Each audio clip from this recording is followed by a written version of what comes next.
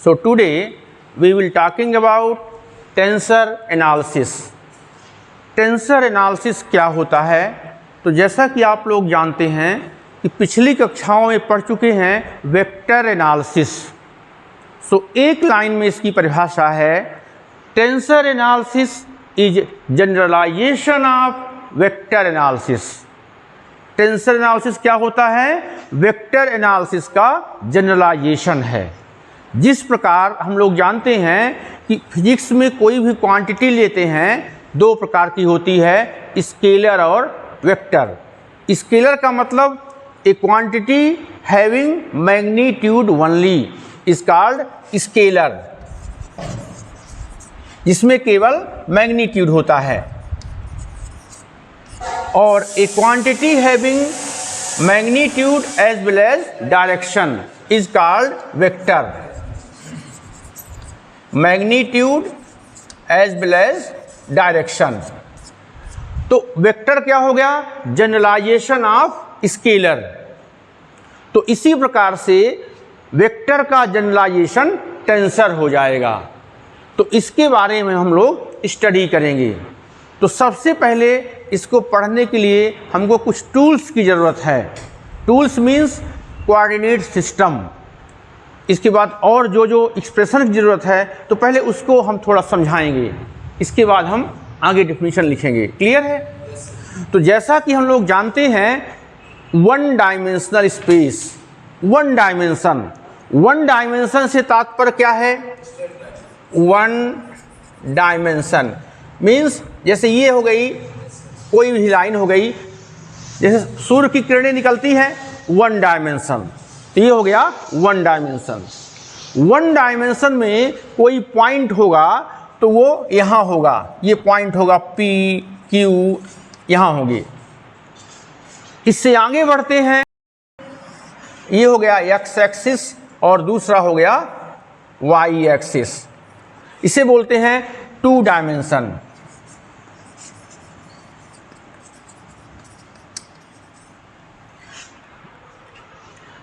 अब to dimension में यदि कोई पॉइंट लेते हैं तो इसके कोऑर्डिनेट होते हैं एक्स वाई। ये दूरी होती है वाई के पैरेलल वाई, और ये एक्स, ये होता है मूल बिंदु। तो इस प्रकार से वन डायमेंशन, टू डायमेंशन।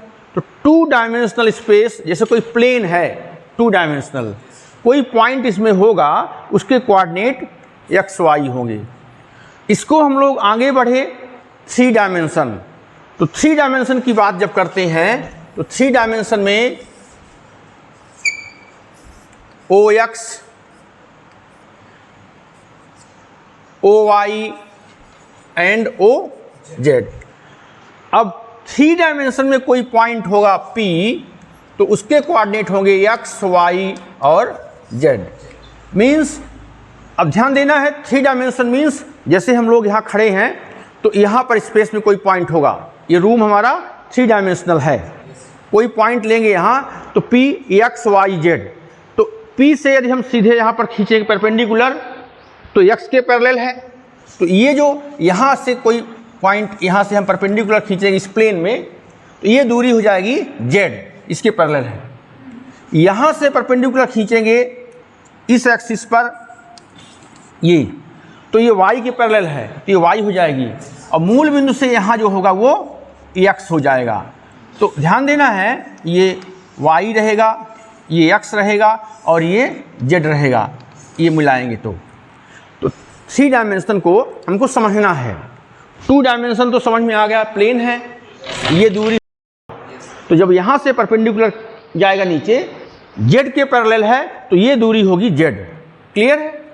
और वाई एक्सिस के पैरेलल यहाँ से जब यहाँ मिलाएंगे तो ये होगी y, और यहाँ से ये x होगा। तो ये हुआ थ्री डायमेंशन। तो मैथमेटिक्स में लोग क्या करते हैं? जनरलाइजेशन पढ़ते हैं, जिसको हम लोग दिखा सकते हैं, विजुलाइज्ड होगा केवल थ्री डायमेंशन तक। इसी को आगे पढ़ें n डायमेंशन के लिए। कितने के लिए? तो n डायमेंशन में देखिए, ये हो गया, ये डायमेंशन हम 3, 4,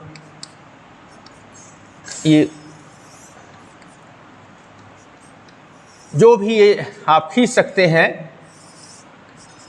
कितनी डायमेंशन है? n dimension. अब n डायमेंशन में कोई पॉइंट लेते हैं तो प्रैक्टिकली तो इसको आपको समझाना कठिन होगा, केवल हम इसको जनरलाइज कर सकते हैं। 1 डायमेंशन में यहाँ पर P कोई पॉइंट है, इसका कोऑर्डिनेट x था। 2 डायमेंशन में P पॉइंट है x y। 3 डायमेंशन में x y z।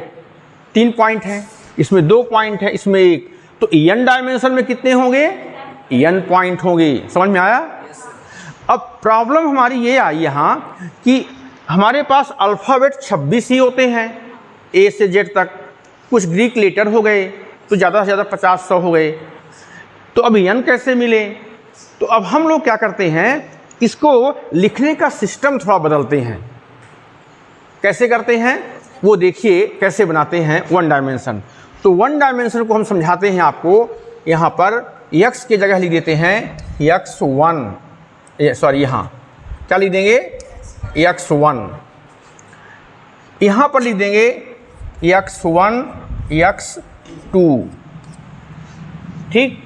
यहाँ पर लिख देंगे x1 में कोई पॉइंट होगा तो इसके कोऑर्डिनेट हो जाएंगे x1 x2 x3 xn। तो ये हुआ हमारा किसी भी पॉइंट के कोऑर्डिनेट्स को कैसे हम लोग लिखते हैं। n डायमेंशन में कोई पॉइंट है तो उसके निर्देशांक कितने होंगे? x1 x2 x3 xn। अब किसी किसी किताबों में ऐसा लिखा होता है, इसको आप ऐसा ना लिख के x1 x2 लिख सकते हैं 2 डायमेंशन में। 1 डायमेंशन में आप x1 लिख सकते हैं। 3 डायमेंशन में यहाँ लिख सकते हैं x1 x2 x3। n dimension में यहाँ x1 x2 up to xn। दोनों ही सेम हैं। तो आप कहेंगे कि भाई इसमें क्या अंतर है? तो जो यहाँ हम लोग ये लिख रहे हैं इंडेक्स 1 2 3 ऊपर लिख रहे हैं, एक में कहाँ लिख रहे हैं? नीचे। तो इनका एक नया नाम हो गया। जो इंडेक्स ऊपर लिखी जाती हैं उनको बोलते हैं हम लोग सुपर स्क्रिप्ट। क्या बोलते हैं? Super script. तो एक नया कॉन्सेप्ट है, आपको जो वर्ड है उसके बारे में थोड़ा बता दें।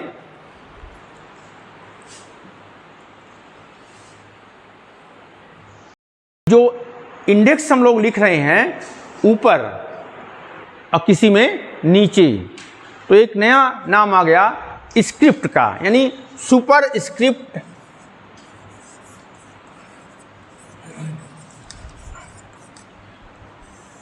और सब स्क्रिप्ट।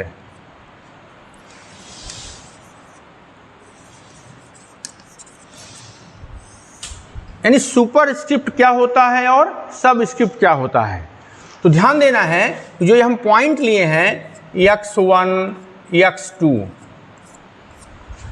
अथवा x1 x2 x3, तो यहाँ पर ये जो स्क्रिप्ट है 1 2 1 2 3, इन्हें बोलते हैं सुपर स्क्रिप्ट।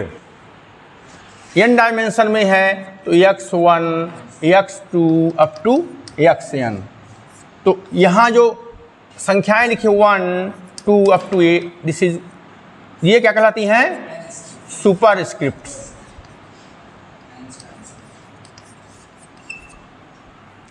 जो स्क्रिप्ट ऊपर लिखी होती हैं उन्हें बोलते हैं सुपर स्क्रिप्ट।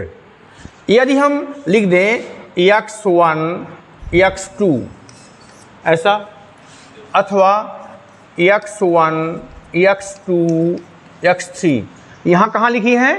नीचे। इनको बोलते हैं सब स्क्रिप्ट। तो यहाँ 1 2 3 अप टू ये होती हैं सब स्क्रिप्ट। मतलब क्या हुआ? यदि ये कोई सिंबल है A या I और J लिख दिया हमने, सो I को बोलेंगे सुपर स्क्रिप्ट, J को बोलेंगे सुपर स्क्रिप्ट को सुपर, इसको इंडेक्स भी बोलते हैं। Script means index. तो ये हो जाएगा सुपर स्क्रिप्ट। तो ये बात हुई सुपर स्क्रिप्ट और सब स्क्रिप्ट की। इसके बाद अब हम लोग एक नई परिभाषा बताएंगे, उसकी आगे ज़रूरत है, Einstein summation convention.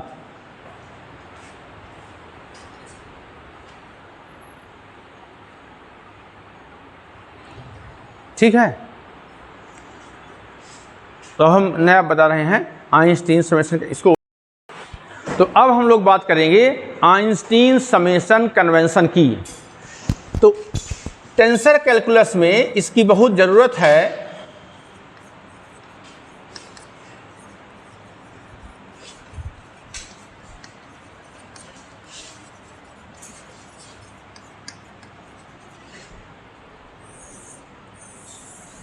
Einstein summation convention means ये कन्वेंशन है क्या आइंस्टीन का? तो ध्यान देना है, हम लोग जानते हैं इन एनी एक्सप्रेशन, कोई भी प्रसार होता है, आप देखते हैं टेलर सीरीज, मैक्लॉरिन सीरीज, ये पढ़े हम लोग ना।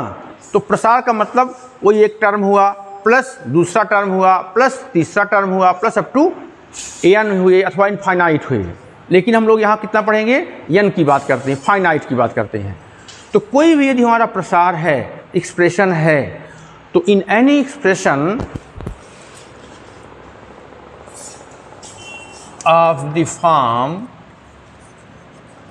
देखिए a1x1 plus a2x2 plus a3x3 plus an(xn), इसमें कितने टर्म हैं? an टर्म हैं। तो ये first term, second term, third up to an term, इसे बोलते हैं एक्सपेंशन, प्रसार।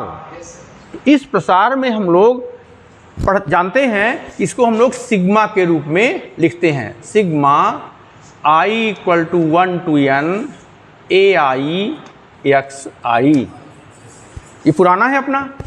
तो ये कोई प्रसार हो गया। अब आइंस्टीन समेशन कन्वेंशन क्या है, यानी कन्वेंशन क्या है इसका, इसमें Einstein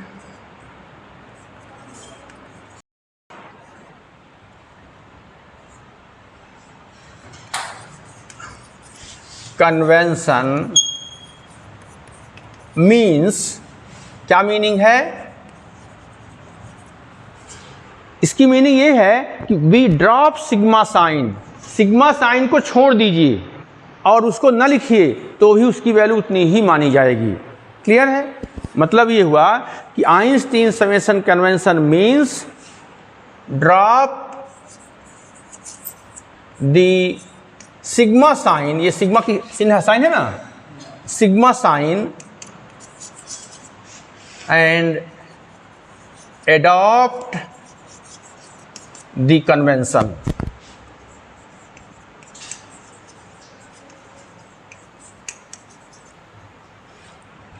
means sigma i = 1 to n ai(xi) = ai(xi)। तो पूरे टेंसर कैलकुलस में जहाँ भी सिग्मा का यूज होता है तो हम सिग्मा को लिखेंगे नहीं, ये माना जाएगा कि सिग्मा है। आप कहें क्यों? क्योंकि इन्होंने शुरू में ही डिफाइन कर दिया कि इस आइंस्टीन समेशन कन्वेंशन से हम लोग उसको ड्रॉप कर देते हैं। तो कैसे समझेंगे हम लोग? तो किसी भी एक्सप्रेशन में हम देखते हैं कि ये होते हैं टर्म। तो किसी भी टर्म में कोई इंडेक्स यदि समान आ रही है, बराबर आ रही है, तो हम लोग क्या यूज करेंगे? सिग्मा यूज करेंगे और आइंस्टीन समेशन कन्वेंशन से उसको छोड़ देंगे। क्लियर है? इसका मतलब हुआ इन एनी टर्म इफ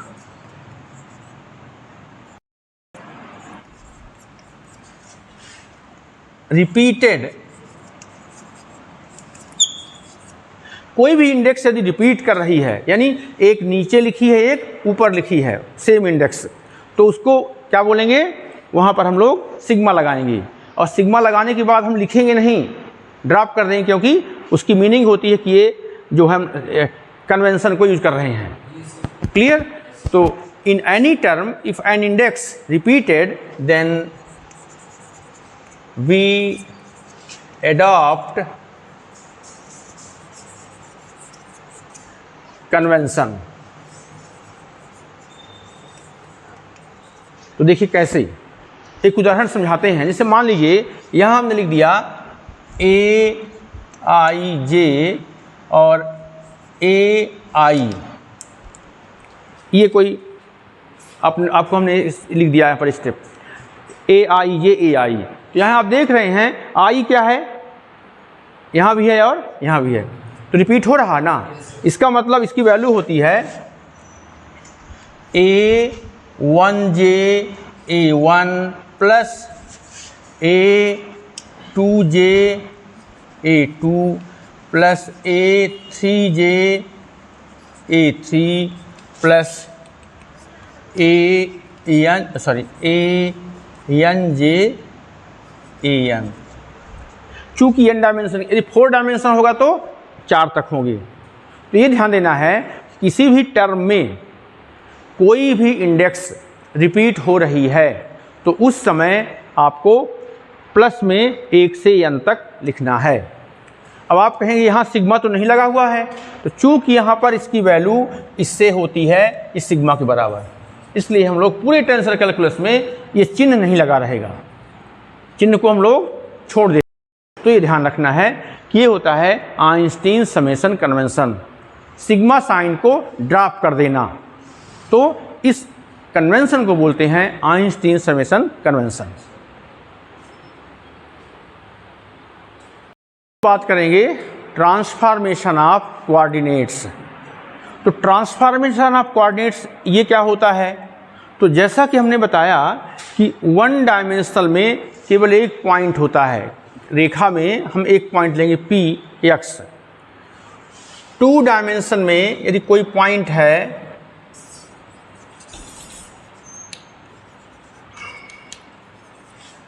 उसके कोऑर्डिनेट होते हैं एक्स वाई, ये एक्स एक्सिस हो गया और ये वाई। 2 डायमेंशन में ही हम ध्यान देते हैं, ये हो गया कार्टेशियन कोऑर्डिनेट।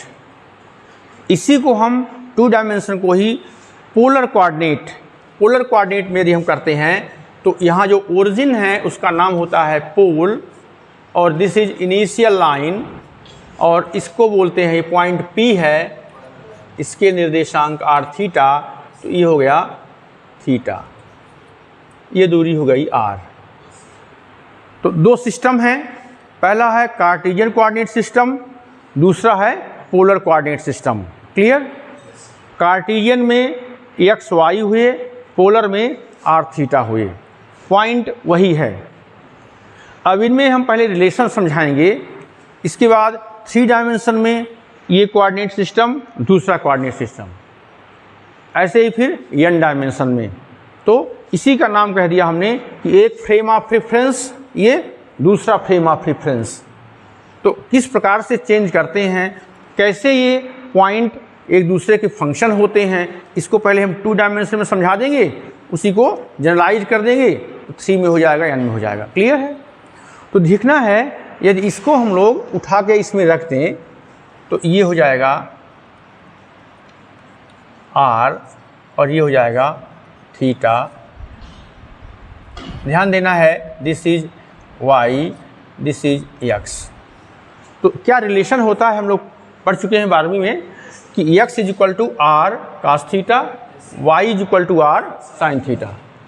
तो x is equal to r cos theta, y is equal to r। समझ में आता है कि x is a function of r and theta.